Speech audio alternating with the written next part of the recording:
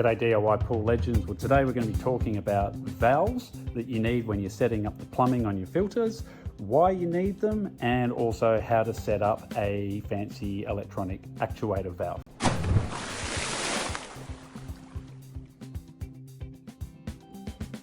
So why do we need valves? Well, ultimately it's to control water going from A to B or stopping it going from A to B and then back to A. So in simple terms, if we don't want that to happen, we need to put something in our plumbing that stops it from happening. So the first one that we're going to talk about is called a non-return valve, and this is basically how they look. And if you have a look in here, you can see that red flap. So water is going to be coming in through here, and when it does, the pressure of the water pushes that flap up, and as you can see all the way through there, it's now open, the water's flowing through the pipework.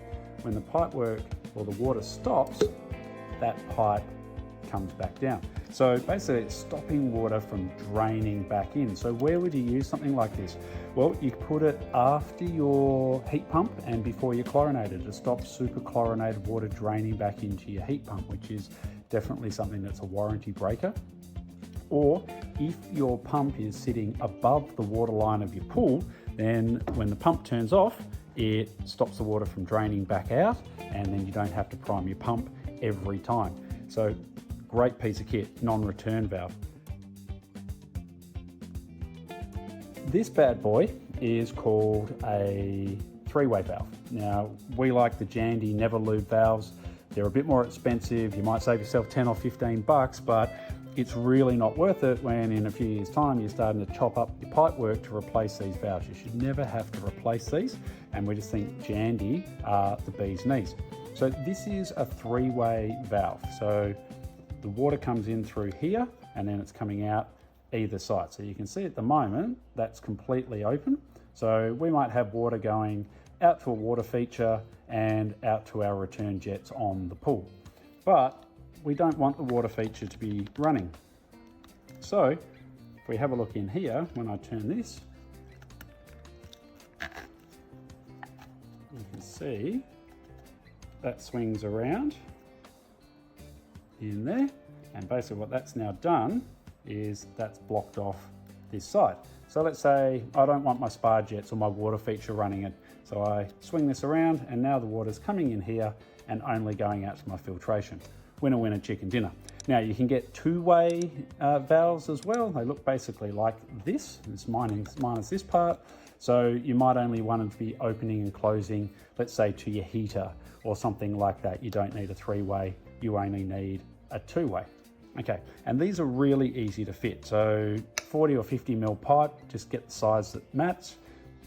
Glue the pipe into here, run your pipe work out either direction, and winner, winner, chicken dinner, you're done. That's what your valves are for. Now, one of the reasons why you might also use a valve like this is if your pump is below the water line of your pool, it means that if you ever want to clean your filter, then if you don't have a way to stop all of that water from coming downhill into your pipework, it's just going to free flow everywhere, and you're not going to be very happy about that. So you can use a two-way valve. You turn the water flow off, you can work on your pump, so if you're cleaning out the leaf basket or changing your filter over or whatever it may be, and then you don't have a flood. So that's some of the more common places or reasons why people use valves in your pool. Definitely give it some thought and go with quality, don't cut corners. Okay, now this bad boy is called a valve actuator. Probably wondering, well, what does this do for me? Well, basically what this does is this ultimately sits on top of here, and underneath it's got the little connection here that will sit on this spindle. I'll show you how this fits in a second. And basically it's an electronic version of manually opening and closing these valves. So if you've got something like the Halo claw system, awesome system by the way, then you'd have something called like a Halo hub, and this actuator valve then plugs into the Halo hub, and then off your phone you can open and close your valves. You can set timers for your valves to open and close. So maybe you want the spa heating to turn on at a certain point, or you just want to have the ability to turn off the water to the water feature or the spa jets or whatever it may be, and do it all from your phone or do it by timer. That's what an actuator valve does. And again, we only recommend the Jandies, and if you're having a look around, you'll see heaps of these knockoffs on eBay for half the price. Make sure it's got JVA 2444 written on it, and make sure it's a genuine actuator valve and not a cheap knockoff, because with these, if you buy cheap, you're definitely going to buy twice.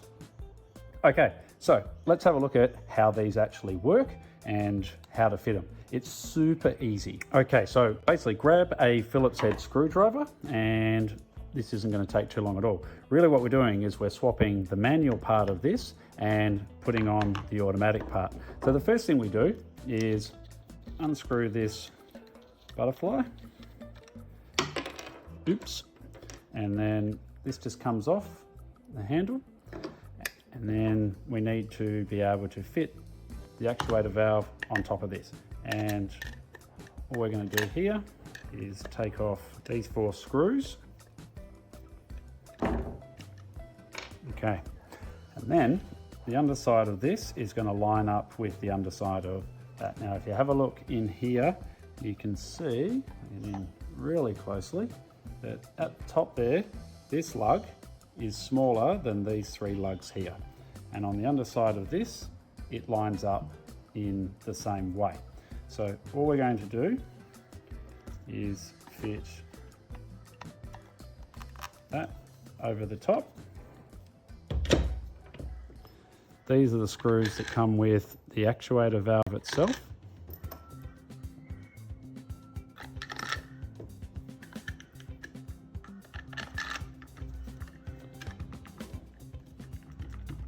Just need to hold the valve down just slightly.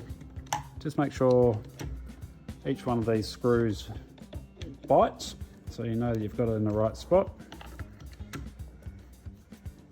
That's all nice and lined up. And then you're just tightening up from there. Once you've got that done, you still need to have the ability, if you want to, be able to manually change these valves. So you put this back on the top.